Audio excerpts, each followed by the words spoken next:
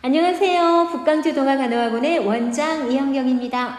오늘은 기본간호 활력증후 돕기 중에서 호흡 측정에 대해서 공부해 보겠습니다. 이것만은 꼭 알아두세요 하는 꿀팁을 드리고 그와 관련된 기출문제와 예상문제를 짚어드리겠습니다.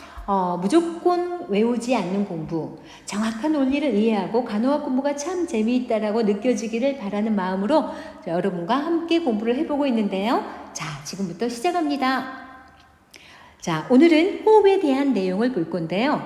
호흡 측정은 그닥 어렵지가 않습니다. 그래서 측정법이 특별히 문제가 나온다면 대략 두 가지 정도가 나와요. 하나는 뭐냐? 호흡은 들이마시는 흡기가 있죠. 후 내쉬는 호기가 있죠. 흡기와 호기를 하나 세트로 해서 그것을 한 번으로 칩니다. 한 번은 흡기와 호기, 한 번, 또 한 번은 흡기와 호기, 두 번, 이런 식으로 측정을 하는 거죠. 또한 문제로 나온다면 다른 활력증후하고 다르게 얘는 의도적으로 조작이 가능하죠. 그래서 호흡 측정합니다 라는 것을 대상자가 모르는 사이에 측정을 해야 되기 때문에 맥박을 측정하고 손을 떼지 않은 요골동복에게 그대로 된 상태에서 호흡을 자연스럽게 측정한다. 이 정도 알아두시면 되는 게 보편적이죠. 또 이야기를 하자면 남자는 주로 복식호흡, 그러니까 배를 보고요. 여자는 주로 흉식호흡, 그러니까 가슴을 주로 보면서 호흡 상태를 확인한다. 뭐 이 정도요. 그런데 자, 여기서 우리는 호흡에 대한 이제 우리 국가시험 문제에서 주로 조금 더 깊게 출제되는 건 뭔가를 한번 봐볼게요.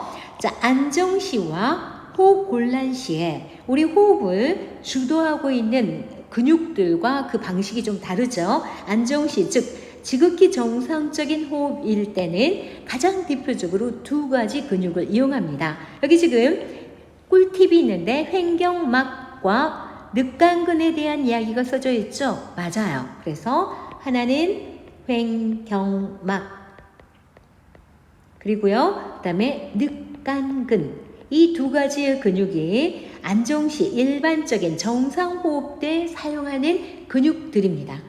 그런가 하면 만약에 호흡곤란이 있다 그러면 횡격막이나 늑간근만 가지고는 안 되기 때문에 보조근들도 사용하거든요.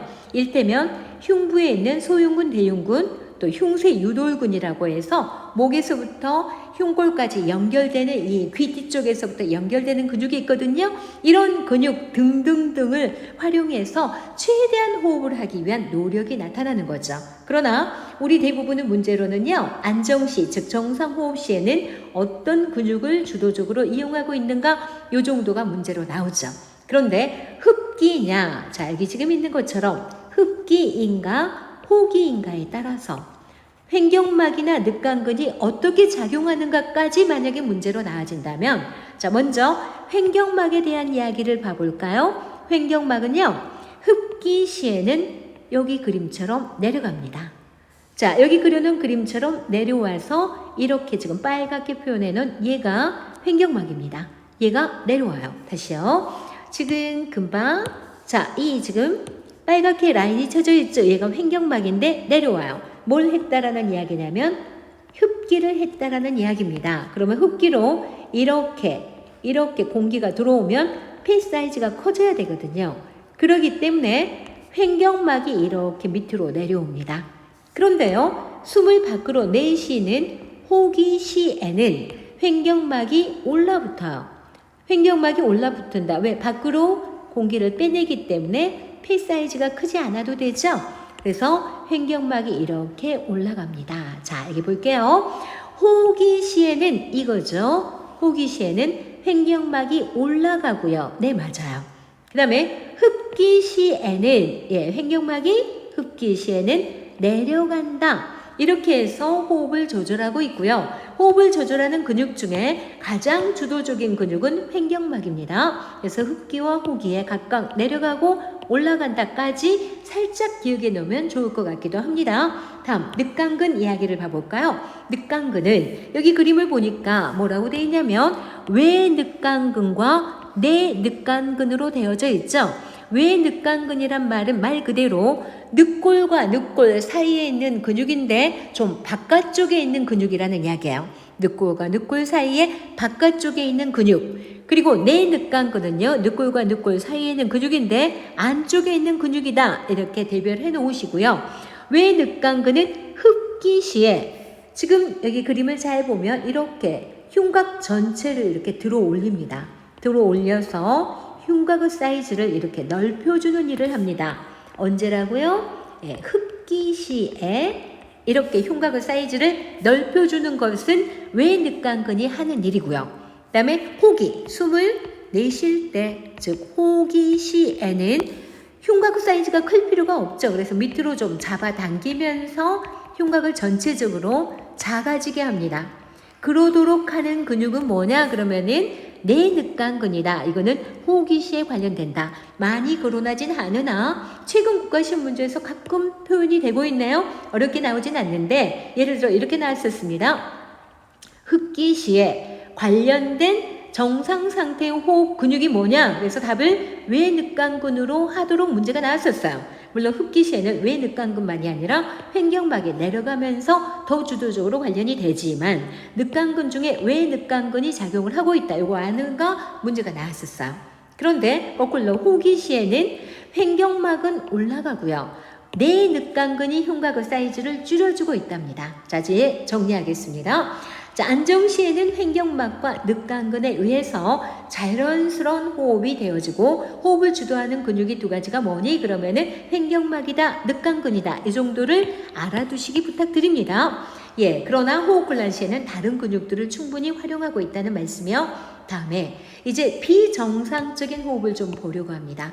비정상적인 호흡이 어떤 환자에게 주로 나타나며 이 호흡은 특징적으로 어떤 양상을 가지고 있는가 알아둬야 하는데요. 자, 여기서 쿠스말 호흡, 가장 최근에도 문제로 나왔었는데요. 2023년 3월 문제에서도 거론됐고 최근에 잘 나오고 있습니다. 쿠스말 호흡, 그리고 기자 호흡, 일어나 앉아야 되는 호흡이네요. 체인스톡 호흡, 이렇게 크게 세 가지가 잘 나오고 있습니다. 그 중에 쿠스말 호흡은요, 어떤 환자에게 주로 나타나지냐면요, 당뇨성 혼수 환자에게 나타납니다. 당뇨성 혼수. 그러면은 당뇨병인데 혼수 상태까지 빠졌다라는 이야기거든요. 당뇨병 그러면 혈당 조절이 안 되는 환자죠. 근데 혈당 조절이 너무 안 되면 살이 쭉쭉 빠지거든요. 체중 감소가 돼요. 왜 그러냐면 체지방, 즉 체내에 분포되어 있는 지방을 당으로 바꿔서 에너지원으로 쓰려고 노력해요. 이 전환하는 과정에 뭐가 만들어지냐면 꽤 중요한데요. 케톤산이 만들어집니다. 이 케톤산이 뇌에 축적돼서 혼수 상태까지 가거든요. 그래서 그러지 않으려고 노력을 하는 거예요. 그래서 케톤산을 배출하기 위한 노력을 하는데 이 케톤산 냄새가 무슨 냄새냐면 과일향 냄새 또는 아세톤 냄새라고 합니다. 이런 냄새가 나는 호흡을 쿠스말 호흡이라고 한답니다. 자, 과일향 냄새가 난다. 케톤산 배출을 하기 위한 노력을 하는 거다. 당뇨성 혼수에게 나타난다. 이런 호흡을 쿠스말 호흡이라고 한다는 말씀이요. 자, 그러면 뒷장에 좀 설명을 넣어보겠습니다. 자, 여기서 지금 우리는 쿠스말 호흡에 대한 이야기를 조금 봐보고 싶은데요. 자, 그걸 보기 전에 우리는 먼저 당뇨병에 대한 이야기를 한번 생각해 볼게요. 당뇨병. 자, 지금 쿠스말 호흡은 어떤 환자에게 나타나니? 뭐라고요? 당뇨성 혼수 환자에게 나타납니다. 그런데 당뇨병은 뭐냐? 우리가 당을 섭취했습니다. 그러면 그 당이 자, 혈액에 흡수가 됐어요.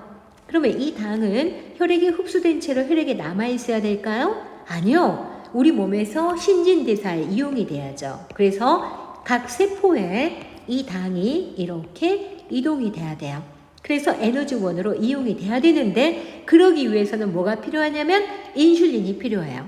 근데 당뇨병 환자죠? 인슐린이 없으니 혈액에 있는 당을 세포로 밀어넣지 못하고 혈액 속에 당이 그대로 남아 있습니다.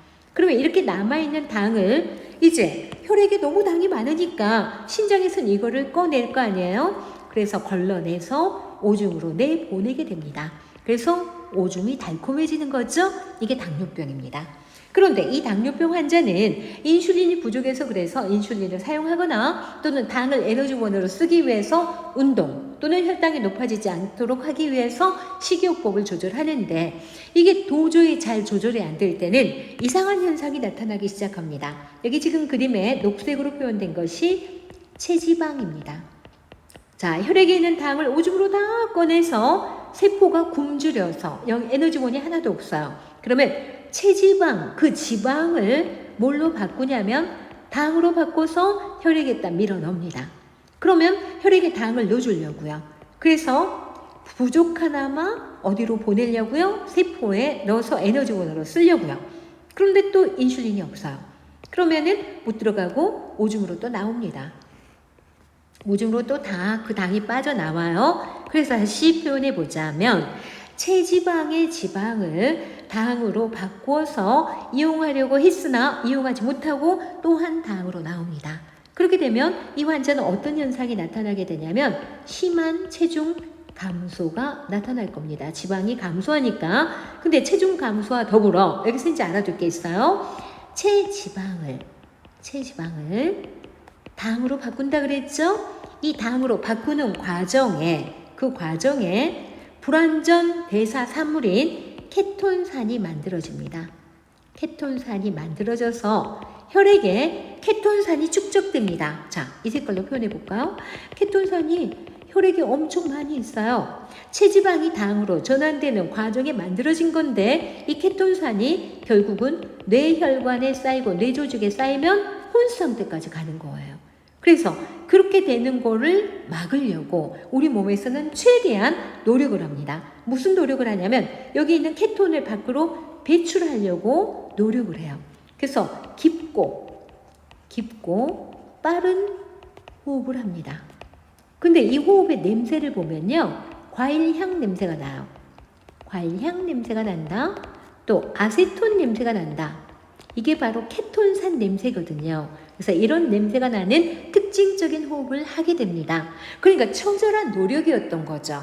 그래서 지방이 당으로 전환되면서 만들어진 케톤산 때문에 혼수 상태에 빠지지 않으려고 노력을 했으나 결국은 혼수 상태까지 가게 되는 건데요. 이 호흡을 쿠스말 호흡이라고 합니다. 자, 앞으로 다시 넘어갈게요. 이처럼 쿠스말 호흡은 어떤 환자에게 나타나는가? 당뇨성 혼수 환자에게 나타난다. 체지방을 당으로 전환되는 과정에서 만들어진 케톤산을 배출하기 위한 노력이었는데 이때 호흡에서는 특이한 냄새가 납니다. 과일향 냄새가 난다. 아시겠죠? 다음 기자호흡에 대한 이야기를 좀 봐볼까요? 기자호흡은 기좌, 일어나 앉는다는 이야기죠. 일어나 앉아서 숨을 쉰다. 누가 그러냐면요. 심장질환 환자가 그러합니다. 심장질환 환자에게 나타나는 특징적인 증상인데 자, 심장이 하는 일이 뭐냐면 혈액을 촥촥 쥐어짭니다. 근데 쥐어짜지 못하고 심장의 혈액이 남아요. 그러면 심장이 우렬된다고 하거든요. 심장에 피가 너무 많이 고여있기 때문에 하지에 있는 정맥혈이 심장으로 들어오면 그것까지 감당하기 너무 어려워요. 그래서 그것을 줄이기 위해서 가르쳐주지 않아도 앉아서 숨을 쉬려고 합니다. 이것을 기자호흡이라고 합니다. 자, 그래서 여기서 여러분은 뭘 꼭 알아두냐면 기자호흡 그러면 누구라고요? 심장질환, 심장의 혈액이 우렬됐기 때문에 나타나는 질환이다. 어떤 호흡이다? 앉아서 숨을 쉬려는 거다. 왜? 정맥혈이 심장으로 되돌아오는 것을 최대한 막아보려는 노력이었다. 이런 말씀인데요. 자, 뒷장 설명해 볼게요. 기자호흡에 대한 이야기를 조금 더 설명드리기 위해서 기자호흡은요. 자, 우렬성 심부전증 환자에게 주로 나타납니다. 우렬성 심장 질환. 자, 심장에 질환이 되면 심장에 피가 고입니다. 그래서 우렬성 심부전증이라고 하는데요. 자, 이것을 정확히 알기 위해서 정상적인 혈액순환을 먼저 설명을 좀 드려보고 싶은데 자, 좀 복잡한 부분은 좀 지우고 보겠습니다. 자, 이 부분은 지우고 설명해 볼게요. 자, 정상적인 혈액순환 상황을 생각해 보자면 우리는 외부로부터 O2를 받아들이기 위해서 숨을 들이쉬죠. 이 숨은 O2를 정맥, 이렇게 폐정맥을 통해서 주기 위해서 확산이 되어지면서 혈액으로 스며들어갑니다. 이 O2를 가지고 어디로 가냐면 좌심방, 좌심실에 O2를 가득 채워놓습니다. 그러면 이것이 대동맥을 타고 전신에다가 O2를 밀어 넣어줍니다. 그래야 전신이 신진대사가 되고 생명이 유지가 되는 거거든요. 이렇게 하고 난 찌꺼기가 있겠죠. 찌꺼기 CO2를 가지고 대정맥을 타고 오심방, 오심실로 들어갑니다. 그러면 여기에는 CO2가 많았겠죠. 이것을 내다 버려야 되기 때문에 폐동맥을 타고 이렇게 폐로 CO2를 밀어냅니다. 그러면 후 하고 내보내는 게 CO2를 내보내죠. 그래서 흡기로 O2를 빨아들이고 호기로 CO2를 배출하는 게 호흡이죠. 그래서 이런 방식으로 우리는 생명을 살아가고 있는 건데요. 만약에 우려성 심부전증이 왔다면 도대체 어떤 상황인가를 보기 위해서 여기를 또 지워보겠습니다. 자, 지우고 혈액순환 상황을 한번 이해해 볼게요. 자, 심장이 하는 일은 뭐니? 그러면은 혈액을 펌프질합니다. 펌프 작용을 해야 돼요. 근데 우려성 심부전증 환자라고 있습니다. 펌프를 잘 할까요? 착착 쥐어짜 할까요? 잘 못해요. 펌프질을 잘 못합니다. 그러면 혈액을 쫙 쥐어짜야 되는데 잘 못했어요. 그러면 여기 좌심실의 혈액이 너무 많이 이렇게 빵빵하게 고일 겁니다. 못 내보내고 고이죠. 우려된 거죠. 그러면 혈액이 좌심방에서 좌심실로 내려오지 못하고 여기에도 혈액이 우려될 겁니다. 심장이 자꾸만 커져가고 있죠. 그러면 폐정맥을 통해서 이렇게 혈액이 들어와야 되는데 못 들어옵니다. 이 혈관도 혈액이 이렇게 빵빵하게 차버릴 겁니다. 그러면 폐모세혈관에도 혈액이 많이 차 있을 거예요. 어때요? 혈관 내 압력이 커지겠죠? 그러면 급기야는 혈액에 있는 수분이 폐로 자꾸 스며들어갑니다. 이거를 뭐라 그러냐면 폐기종이라고 합니다. 엄청 호흡이 곤란하고요. 폐기종이라고 합니다. 그래서 폐기종이라고 했네. 잘못이요. 폐수종, 물이 찼죠? 폐수종, 폐에 물이 가득 차 있어요. 그러면 숨을 못 쉬죠? 그래서 엄청 심각한 호흡 곤란이 나타날 거고요. 자꾸만 이 물이 자극적이기 때문에 폐포에 물이 차거든요. 그럼 자극적이기 때문에 기침을 합니다. 근데 기침에 혈액 성분이 같이 섞여 나오기도 하고요. 그런가 하면 가슴이 무척 아플 겁니다. 흉통. 이런 현상이 나타나는 게 전형적인 폐수종 환자의, 즉 심장의 펌프질을 잘 못하는 우려성 심부전증 환자의 전형적인 현상입니다. 그러면 계속해서 또 설명을 해볼까요? 자, 이렇게 되어지면 결국은 이렇게 혈액이 가려는데 못 가요. 그러니까 여기도 혈액이 우려됩니다. 도미노 현상이죠. 그래서 오심방, 오심실에도 혈액이 이렇게 가득가득 채워지고 심장이 엄청 커지고 혈액 때문에 부담스러울 겁니다. 이 사람은 이제 여기서 잘 들으셔야 됩니다. 이 사람은 정맥순환을 맞추고 이렇게 정맥혈이 심장으로 들어오는 게 좋을까요? 힘들까요? 힘들어요. 안 그래도 지금 심장에 혈액이 많아서 힘든데 자꾸만 이렇게 혈액이 들어오겠대요. 그러면 이 혈액이 들어오는 거를 이렇게 자꾸 들어오는 것을 힘들어해요. 안 들어왔으면 좋겠어요. 그래서 여기는 정맥혈액이, 자, 여기 이렇게 지금 정맥혈액입니다. 이 혈액이 심장으로 들어오는 거를 너무 힘들어해요. 그래서 자꾸만 하지를 낮추고 앉으려고 합니다. 자, 그 표현 다시 드릴게요. 자, 정맥혈이 이렇게 들어오는 게 너무 힘들어요. 정맥혈의 귀환을 줄이기 위해서. 자, 중요한 거. 정맥혈, 귀환. 정맥혈이 심장으로 귀환하는 것을 줄이기 위한 노력을 합니다. 그런 노력을 해요. 그래서 얘네들이 하지에 있는 혈액이 심장으로 가지 못하도록 하려면 중저구 원리를 이용하는 게 좋겠죠. 그래서 환자가요, 자꾸만 이렇게 앉아있으려 그래요. 더 좋은 거는 이렇게 앉아있으려 그래요. 그래야 여기 있는 혈액이, 여기 있는 정맥혈액이 이렇게 해서 심장으로 되돌아오는 것을 막을 수 있거든요.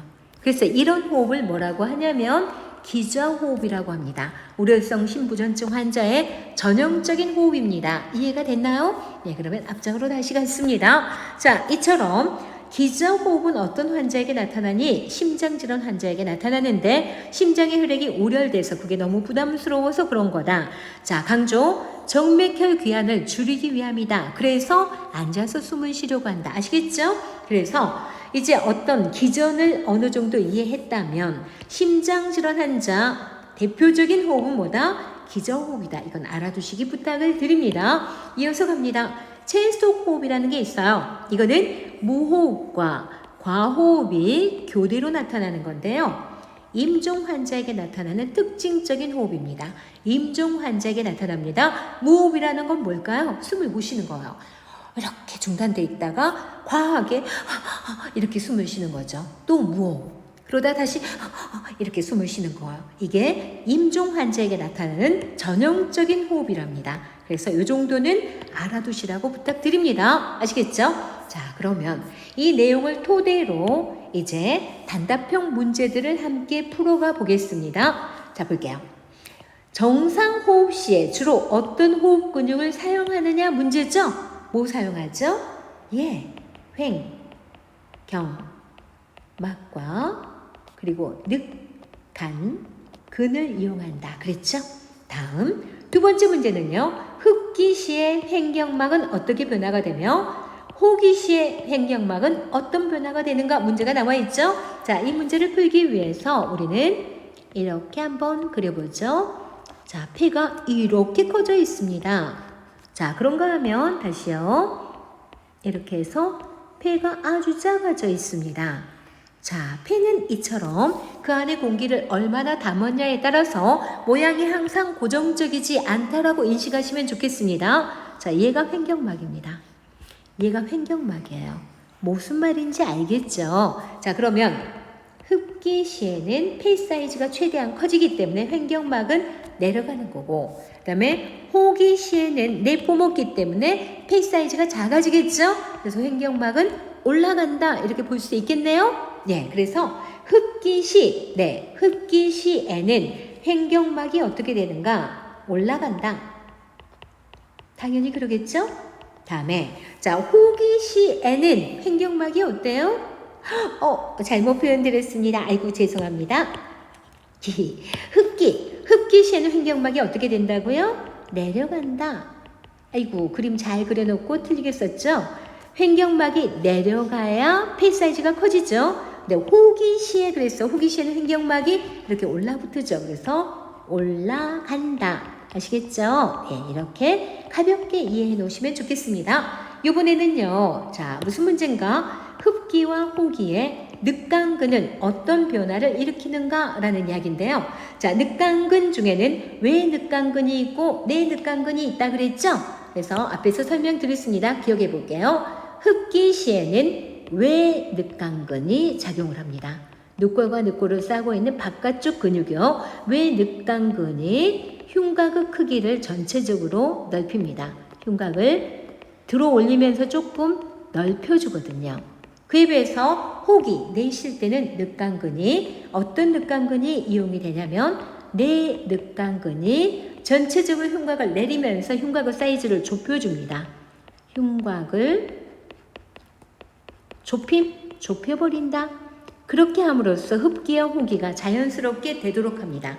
이처럼 우리는 호흡을 할 때는요. 횡격막이 내려가고 올라가며 늑간근, 외 늑간근, 내 늑간근이 흉곽을 넓히고 좁히면서 호흡을 하도록 하고 있다. 이렇게 알아두시면 좋겠습니다. 다음, 당뇨성 혼수 환자에게는 이런 특징적인 호흡이 있습니다.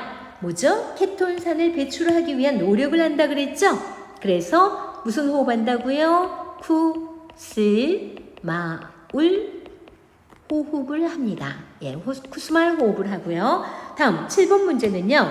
쿠스말 호흡 환자에게 이런 호흡이 나타나는 이유는 그랬어요. 어떤 호흡이 나타나죠? 예, 방금 전에 한 것처럼 쿠스마울 호흡이 나타나는데 앞에서 설명드렸습니다. 그 이유가 뭔가?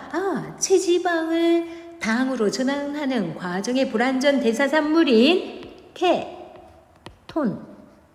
케톤산을 배출하기 위한 노력을 하는 거예요. 배출 노력.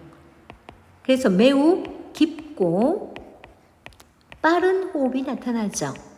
그러면서 호흡을 굉장히 아세톤 냄새, 과일향 냄새, 특징적인 냄새가 난다는 것도 좀 같이 알아두면 좋겠습니다. 다음, 우려성 심부전증 환자는 특징적으로 이런 호흡을 합니다. 자, 심장에 피가 우려돼 있다. 그러면 하지에 있는 피가 심장으로 들어오는 걸 최대한 막아보려고 합니다. 그래서 중력의 원리를 이용해서 자꾸만 앉아서 숨을 쉬려고 합니다. 그래야 하지에 있는 정맥혈이 심장으로 오는 것을 막을 수 있거든요. 이런 호흡을 기저호흡이라고 한다고요. 알겠죠? 다음, 우려성 심부전증 환자에게 기저 호흡이 나타나는 이유가 뭐냐? 이 문제죠? 예, 우려성 심부전증 환자는 기저호흡이 나타나는데 그 이유가 뭐냐? 라는 거죠. 방금도 말씀드렸습니다. 하지의 정맥혈이 정확히 한번 써볼까요? 정맥혈이 어디로? 심장으로 귀환되지 않도록 되는 것을 막기 위함, 되지 않도록 하기 위함이다. 그래서 앉아서 다리까지 걸터 앉아서 다리로 내리고 이렇게 앉아 있으면 그만큼 심장이 편안해지거든요. 그런 호흡을 합니다. 다음, 임종 환자입니다. 임종 환자의 특징적인 호흡은 숨을 중단됐다가 거세게 쉬고 또 중단되고 이런 현상이 나타난다 그랬죠? 이것을 체인, 스톱 호흡이라고 합니다. 이것은 무호흡과 그리고 과도호흡 또는 과호흡 다 좋습니다. 이 교대로 나타나는 것이다. 이런 현상이 나타나는 것은 임종을 의미하는 임종 환자에게 나타나는 전형적인 호흡이다 라는 이야기입니다. 자, 이렇게 해서 호흡에 대한 호흡 측정법은 모르게 측정해라 뭐 이런 것들 아주 쉬운 거였고요. 그 다음에 횡격막과 늑간근이 하는 일, 어떻게 해서 호흡을 조절하고 있는가, 그리고 비정상적인 호흡으로서 쿠스말 호흡, 기자호흡, 체인스톱 호흡 정도가 지금까지 국가시험 문제에서 많이 제출이 되어졌었습니다. 예, 오늘도 수고 많으셨고요. 여러분이 강의 내용을 잘 이해하고 어떤 문제라도 척척 풀어낼 수 있기를 바라는 간절한 마음으로, 그렇게 하기를 바라는 간절한 마음으로 임하고 있습니다. 여러분, 자격 취득과 취업을 항상 응원할게요. 제 강의가 여러분에게 도움이 되었다면 구독, 좋아요, 알람 설정 부탁드립니다. 감사합니다.